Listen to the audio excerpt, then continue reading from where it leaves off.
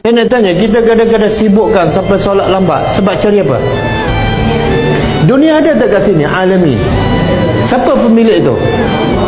Kemudian pemilik dunia yang kita cari itu sifatnya, kenapa lambat jumpa dia? Kenapa susah sangat nak jumpa dia? Sebab sibuk nak cari dunia. Kan dia pemiliknya. Boleh faham? Tengok surah Al-Fatihah. Kalau kita faham, kita jadi, ya Allah, lagi seronok nak solat awal, lagi seronok nak solat lama. Kenapa? Yang aku dah sibuk nak cari itu sebenarnya dialah pemiliknya.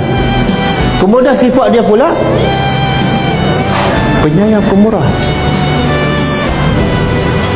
Tapi perasaan tu tak ada. Manusia ni fitrah dia suka sayang kepada orang yang suka buat baik pada dia. Itu fitrah manusia. Betul tak? Orang buat baik daripada kita, kita akan ingat pada dia sampai bila-bila. Ya Allah, Tuhan buat baik pada kita 24 jam. Kenapa tak selalu ingat waktu solat awal waktu?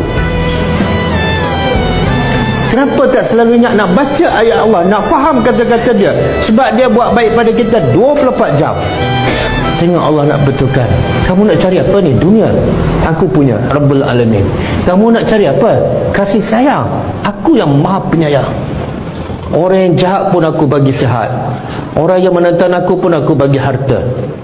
Kamu, suami kamu ni, kalau kamu tak dengar cakap, dia potong dah allowance, duit makan. Tapi Allah bila tak sembah dia, dia potong tak? Tak. Mana ada penyayang yang lebih daripada Allah? Kenapa tak boleh sayang pada Tuhan yang sangat sayang pada kita dan memiliki apa-apa saja?